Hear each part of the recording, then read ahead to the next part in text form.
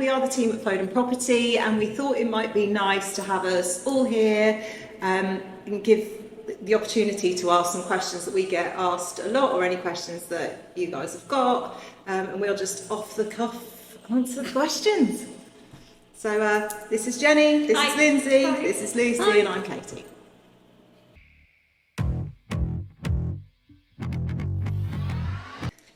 It's a difficult one. There's that many people looking to apply. We get overrun with inquiries. And they're good quality, aren't they? Yeah. So we get overrun with good applications, and we just physically, I mean, only one set of people can get the property, so it gets to a point, doesn't it, where we've got so many viewings, there's just no point in continuing.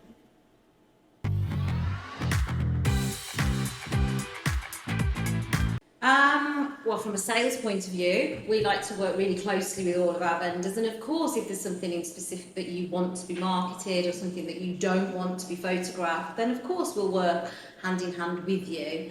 However, we do this every day, and we will do our best for you to get your house on the market and get it sold, you know, relatively quickly. So trust us, you know, we've got your best interest at heart, and we will do everything we can to get you where you want to be.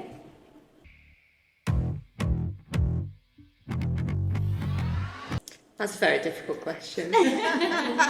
It's very, very hard to determine a timescale for that. There's so many different things that can change factors. The market's always changing, so it's almost impossible to put an actual timescale on that. Exactly. All we say is make sure it's marketed correctly, make sure it's priced correctly, and you stand, you know, the best chance in selling in a relatively quick period. And listen to the advice from your agent as you go along, because it can be a fluid thing. The way it looks when you're putting it on the market can indicate this price, and the market is like this, things change.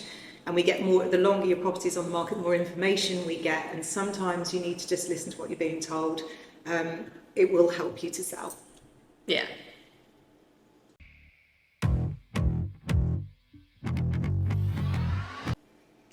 First thing and most important thing, I think, is don't panic.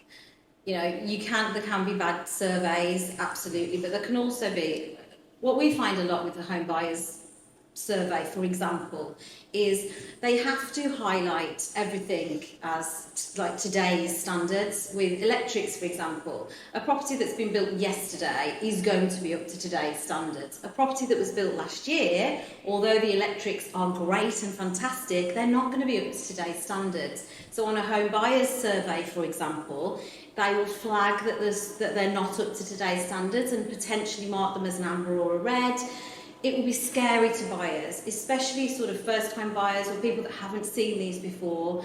I would advise, speak to your agent, send them the survey, highlight the concerns that you have about that survey, and they will help you and speak with the vendor where necessary. If there are things that need doing on the survey that obviously need doing, then the vendor will address those with the help of the agent. So use the agent that you're buying through, basically.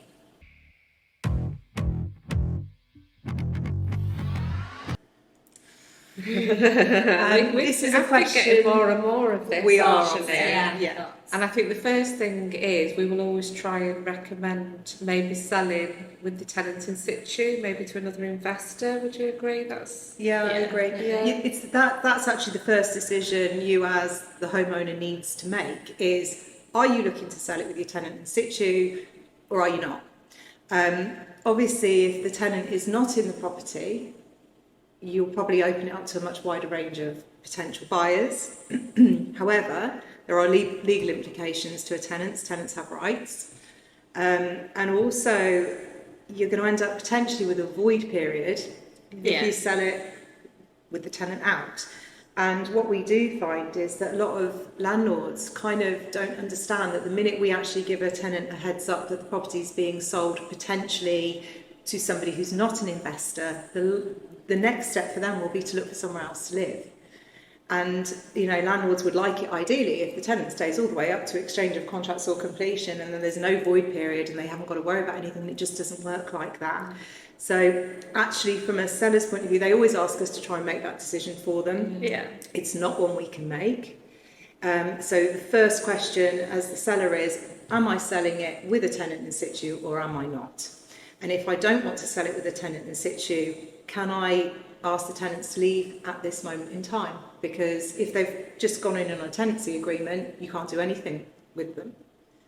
And you are going to unsettle a tenant the minute you send an agent round to value it. And they will look for somewhere to live as soon as they possibly can, which will leave you with a bigger void potentially. Yeah. Absolutely. Yeah. It's also important to point out that although it is perfectly ideal to try and sell with the tenant in situ, the way that the interest rates are at the moment, it isn't making it a valid option for a lot of landlords, because it depends entirely on how high the rent is at that point. Yeah. They've got to make it work. Interest rates are really high for landlords especially, and the figures just aren't working in every single case. Yeah. So no. Sometimes it is. Especially if you find a long-term tenant, their rental is going to be below market value. Yeah, absolutely, absolutely. So another decision is to put the rent right up that tenant to make it attractive to a buyer. Yeah. Yeah. But again, you also then risk, if you put the rent right up, that they also then might leave. Exactly. Yeah. Exactly. It's a case of you can't have it always all the time, unfortunately. Yeah.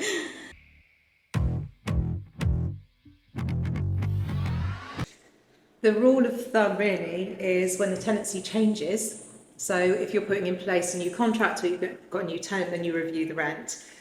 With a long-term tenant, really it's annual, isn't it? Annual Rule of thumb, reviews. annual reviews. And that helps you keep in line with the current trends as well, so that's always recommended.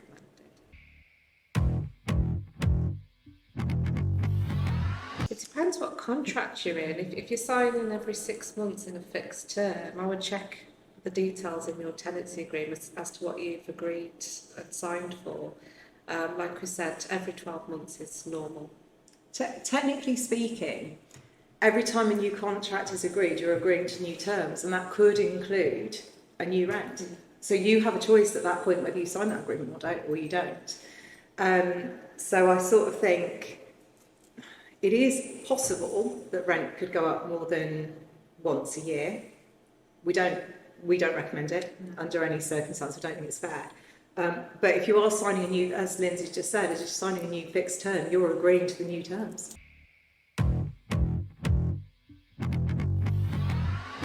Panic. Don't panic, please don't panic. Work with your letting agent. Yeah. We can sometimes get you another property. It's not going to happen overnight. The best thing to do is you get a form attached. It will tell you where you can look for advice outside of your agent, so citizens' advice. Make sure the notice has been given correctly. Just speak to us. We can guide you through it. Where we've got good tenants, and we've got lots of really good tenants, if there is any physical way that we can rehouse them, that's what we'll do. Yeah. We will try our very best to pop them into another property that's coming available, and we actually do that quite successfully quite often. The other advice is yes, absolutely check that everything's been done correctly and that you know what you're doing, what your rights are. However, you need to get onto Rightmove and Zoopla, and on the market you need to register for alerts. You can ring round the agents, but as we said earlier, we're so drowned with people looking for property, we don't remember people. You know, if you're not one of our tenants, we're unlikely to remember you specifically, horrible though that sounds. So get yourself on the alerts, be on it every single day, looking, and that is unfortunately the only advice there is, isn't there? Yeah. But keep paying your rent in the meantime. Absolutely. As well, because otherwise you're going to get defaults on rent payments, and that's going to hinder your chances of absolutely getting another property. Yeah.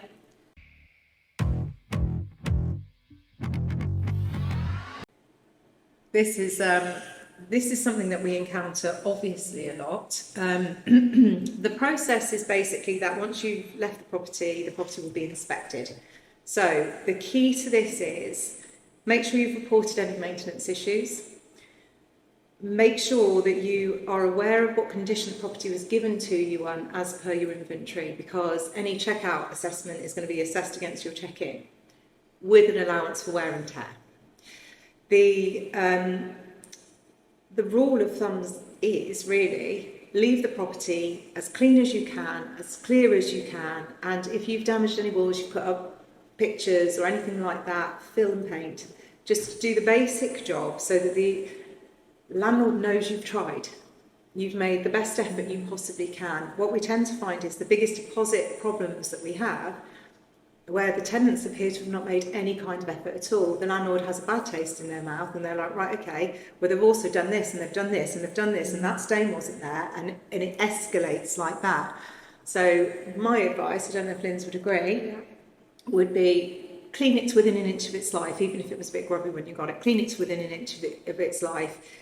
Deal with any lawns. Mow the lawns, do a bit of a weeding. Deal with any minor things that are going to be glaringly obvious, and the chances are the landlord will then take a view on any other little things that are there. Yeah. So help yourself basically hand it back in a condition that you're proud of and you think is a fair reflection of the best you could do.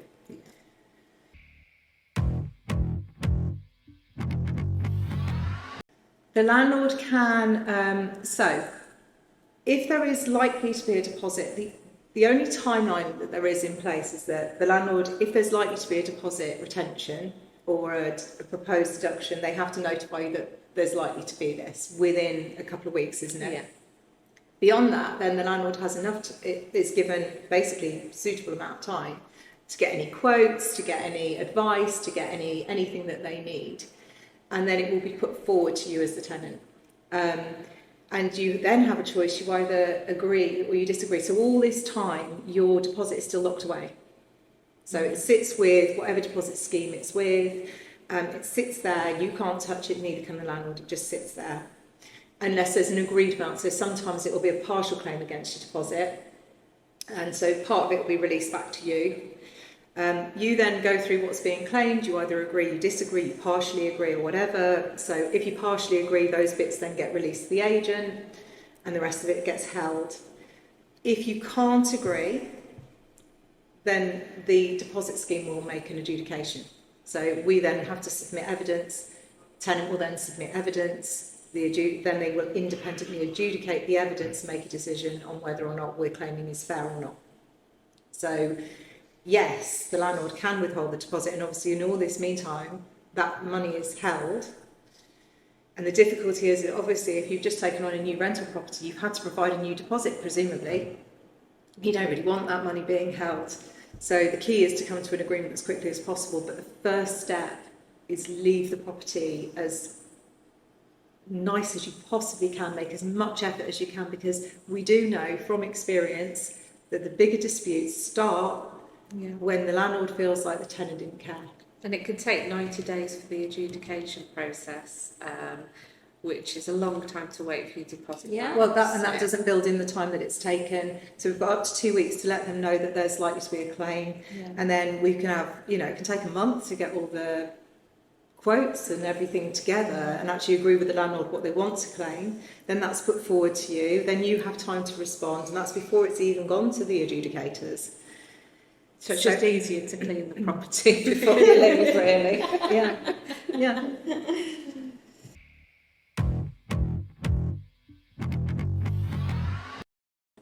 Not self-managing your rental property. There's too much going on legislation-wise. It's mind-boggling. We're finding it all the time when we take on new landlords. There's just not enough information to self-manage. You need a body behind you. You need someone that knows and gets the up-to-date legislation. It has, and it's become more and more and more obvious in recent months how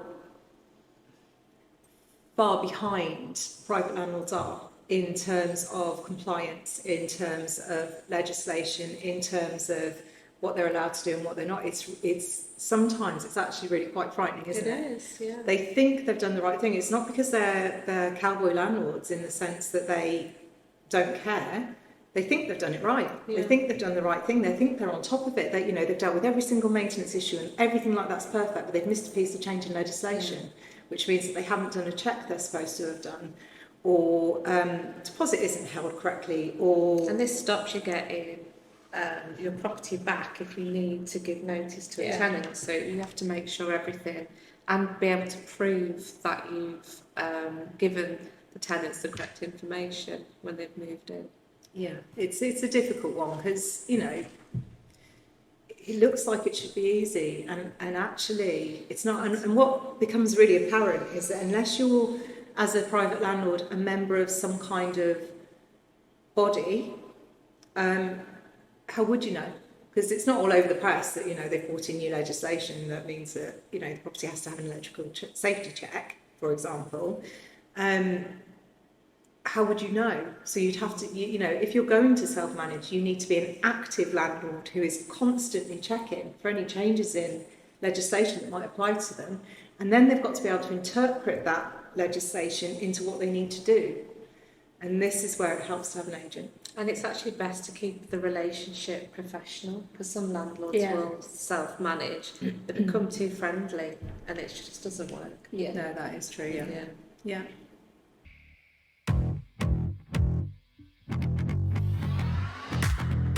I'd say no, normally. Well, normally. Depending on the There's obviously situation. an exception to the rule.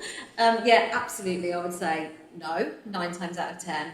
However, it depends entirely on the property that we're discussing, because if the property needs major renovation, then, you know, it depends what kind of renovation we're looking at. Sometimes we'll say, pop a bit of paint around. And if there's damage and things like that, we'd recommend getting them fixed. But anything that's going to draw the eye of your buyer, you want to make sure that it's sorted quite quickly. However, if we are dealing with a property that does require major renovation, then it will be sold as a property that requires major renovation. So, you know, arguably no, but sometimes the danger is, isn't it, that you spend the money putting in a lovely new kitchen, which is what you've chosen, and actually the buyer that wants to take the property has decided they're actually going to knock through the wall, they're going to open up the kitchen and the dining room, and you've just spent 20 grand on a kitchen that they don't want. It can actually be quite emotional as well for people if they've put things in there that they've chosen, and then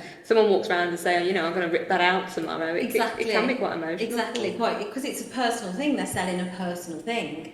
But more importantly, when you look at is it worth putting the kitchen in? Am I going to get my £12,000 back? Is it going to add £12,000 to the value of my property? In most cases, I would say no. It might make it more sellable. But, you know, a lot of the time it's keep that money in your pocket for the next property. But caveat that with every property's different.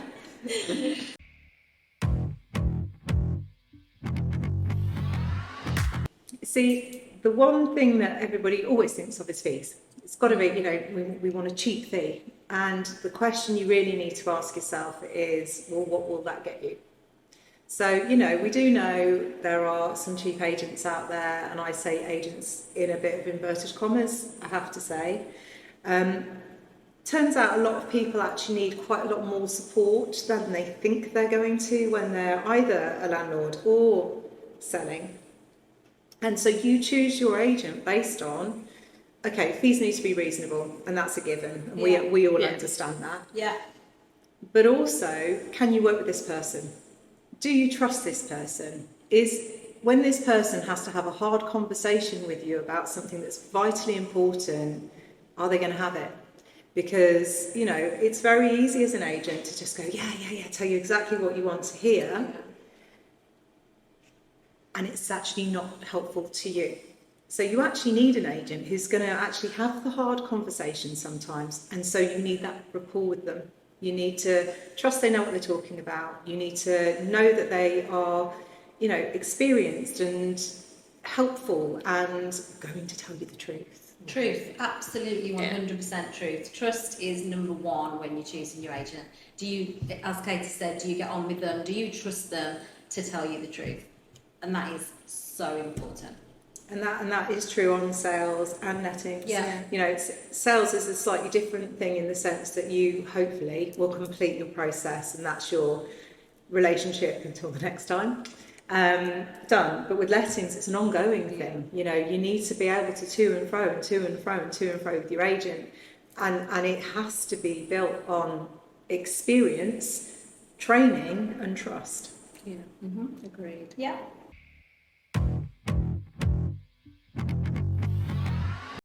What are your thoughts for next year? I would love to know the answer to that. The market is ever changing, has been for the last couple of years, 18 months really. Well, obviously pre-COVID, then it all changed. 18 months or so, we've noticed a change again. And I think we possibly will notice more change in the future, whether that will be next year or the year after. Things have slowed down, but we're still selling, and it's just about being price sensitive, realistic, knowing your competition, basically, knowing the market that you're going on to, but can't predict what's going to happen next year. The answer to that question would change depending on which one of us you asked on any given day. we debate between ourselves what the state of the market is, because but it changes monthly. Like, well, literally, my opinion today is different to what it was 2 months ago, and it can seem quiet, but you're still selling. But it's active. And also, exactly. different sectors of the market are acting in different ways. So if you happen to be dealing with, you know, a certain sector, mid-range of the market, say, that bit might be going great guns, the top of the market's just stopped. Yeah. Or the other way around. So it does also depend on the individual properties that you're looking at, what's happening in that little section of the market on any given day. Yeah. Don't know. Does that answer your question?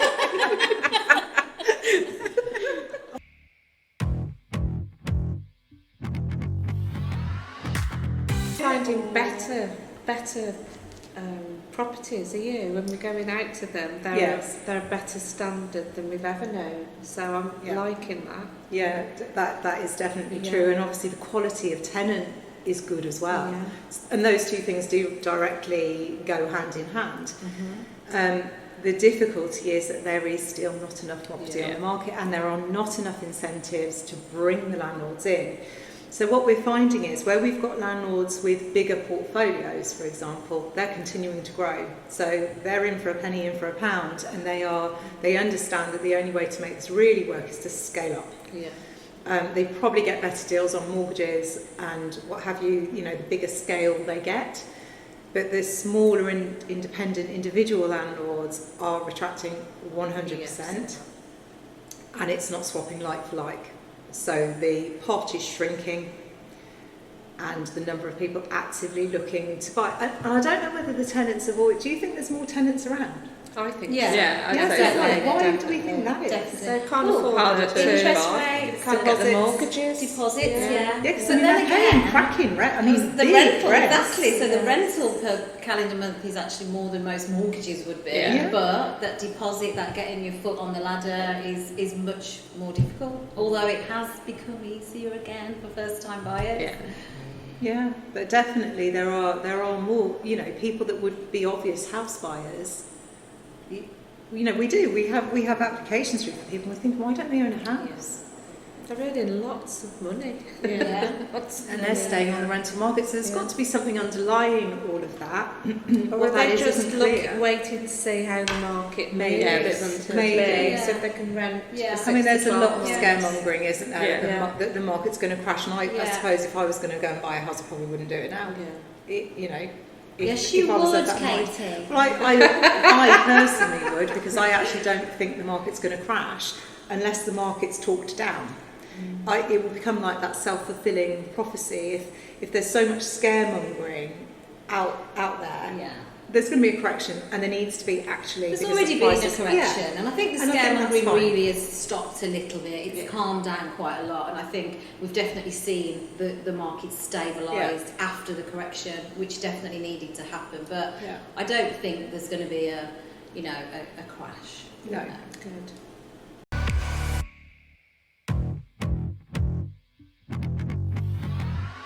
If there's a patch of mud, there's a house. Yeah. There's a state building on Yeah, it. true story. There is.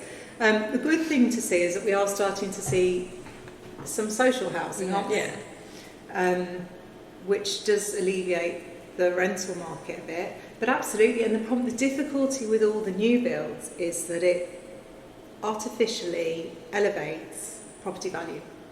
So in this particular area, I can remember, because I come from here, I went down south for many years, and then I came back. Obviously the house prices up here are considerably cheaper than where I was. And we used to, have buyers, didn't we, coming from up down south going, can't believe how cheap it is here. It ain't that cheap now. I mean, it's still cheap in comparison to London, but the prices have massively come up in the last 5 to 10 years. And well, even in the last 3 to 4 years, massively. So the difficulty with all the new builds is we come into this funny little area where are we outpricing potentially the local people? You know what I mean? We're like all the new builds are. Some of them are literally jaw-droppingly expensive, aren't they? Well, where do they think they are? Yeah. And they're quite small as well. Yeah. So to somebody from down south, just as an example, that looks like a deal because they would never be able to buy that house down south. But actually, for people around here, it's extortion. Yeah. Are you seeing more people move from other areas to buy here? Definitely. Just after COVID, 2020, 2021, definitely we were having a lot of people from Birmingham, Manchester cities that know that everybody had a change of life. Everybody had a change of life. They didn't need to go to the office every day. So absolutely, and Telford held something really special, and it created a little bit of a bubble. It's still got lots of green spaces, and we've got great transport links. And as Katie said just a minute ago, is the value that you get, the kind of house that you get for your money. You're in a city, you've got a 2-bed apartment, you come to Telford, you can buy a 3-4 bed detached house. So absolutely, we noticed loads of that. Absolutely, yeah, definitely.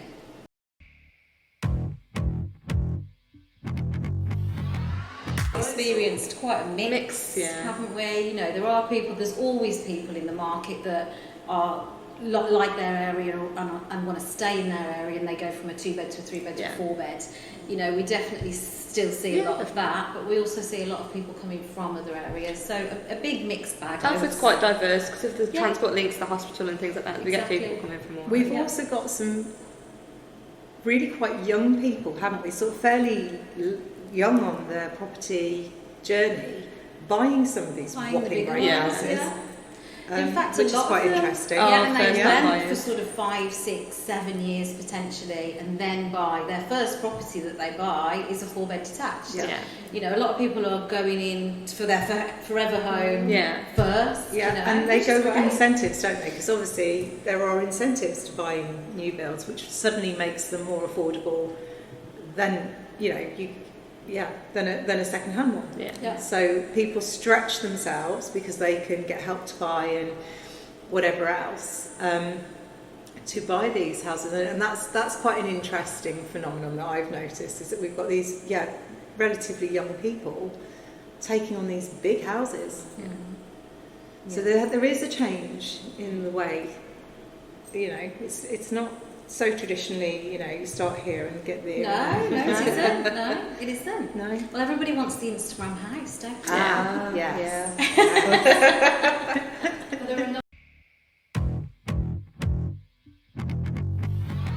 Can't be, no. Our emails tell us that can't be the case. The problem is with the social housing is access to it. So there are so many people who... And it's definitely the case that there are people who could be renting privately, who are getting a foothold through social housing, which means that the people who actually need the social housing can't get the social housing, so they're stuck, unable to move forwards in their own life. It's a funny situation, and the waiting list for any sort of social housing is just immense. Years, people on the waiting list for 9 years. So, no, it's not. It's definitely not freed up the market enough, has it? We hope you found that useful, and I think we'd like to encourage people to, if you've got questions that you want us to address, issues in particular that you kind of want us to talk about. Problems you're finding yourself. Yeah. So Yeah. we can help with these Yeah. problems. Proper comments. Ask the agents. Yeah. Yeah.